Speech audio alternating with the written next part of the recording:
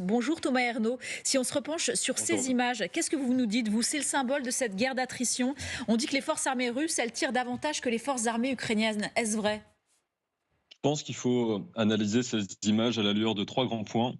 Le premier, c'est la nature de cette guerre. On est dans une guerre urbaine, ce qui induit une culture stratégique russe fondée beaucoup sur l'usage de l'artillerie. On l'avait vu notamment à Grozny durant la guerre de Tchétchénie ou pendant les combats à Bakhmout.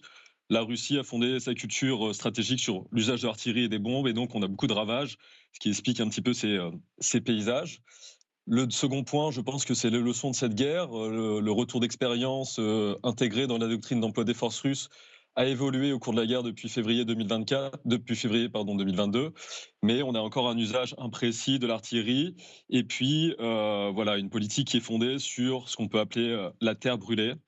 Et puis, troisième grand point pour la bataille de Krinky, je pense que c'est ce qu'il faut un peu comprendre, c'est qu'on a l'aspect géopolitique et géographique de cette guerre. Le Dniepr a pendant un certain temps séparé les unités ukrainiennes des unités russes. Or, on se rend compte que l'Ukraine vient peut-être de percer une défense. Là, une défense russe, on peut appeler le Dniepr comme un outil défensif naturel. On sait que la Russie a fondé sa politique militaire depuis plusieurs temps sur la défensive, à travers les dents de dragon dont vous avez souvent parlé, et puis également l'usage de mines antipersonnelles. Aujourd'hui, l'Ukraine a percé le front à Krinky. Est-ce que ça va être la chute de petites pierres qui va entraîner l'avalanche dans la montagne? Ça sera un peu la problématique.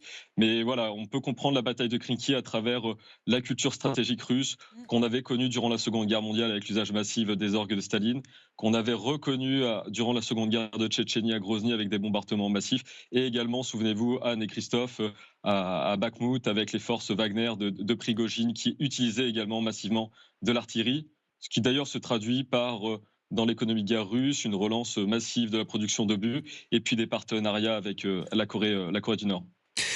Thomas, juste une petite question. Quand on revoit ces images, notamment Oui. la première, Anne disait le village de Krinsky. C'est plus un village. Il n'y a pas un mètre carré. Regardez cette image sans Ça a qu'il y ait été, des trous d'obus. C'est ça aujourd'hui. On en a souvent parlé au début de ce conflit, cette stratégie des Russes. On l'a vu tout à l'heure sur ce plateau. Même aujourd'hui, économiser un peu leurs hommes et se servir massivement de l'artillerie. Ça n'a pas changé, mais visiblement là, la technique a l'air très payante. Complètement, Christophe. Là, on est vraiment sur la politique de terre brûlée. Euh, on pensait, il y a eu plusieurs rapports qui sont sortis, notamment dans des think tanks britanniques, que la Russie allait faire évoluer sa stratégie, ou plutôt son niveau opératif. Et en fait, on se rend compte que non, on reste toujours sur une politique défensive fondée sur l'artillerie. Durant l'année 2022, la Russie usait à peu près de 50 000 obus par jour. Aujourd'hui, on serait sur une moyenne de 15 000. Il y a une volonté, j'allais dire, de détruire et ensuite d'avancer. Il faut raser pour ensuite que l'infanterie et les forces motorisées puissent investir le théâtre d'opération. Et je pense que Krinky est une des villes qui peut faire, je dirais pas basculer du tout le conflit, non, c'est pas l'objet, mais permettre aux forces ukrainiennes peut-être de venir bousculer la Russie dans cette oblast qui est à Kharkiv. Merci beaucoup Thomas Ernaud d'avoir été avec nous pour Merci. ces indications précieuses.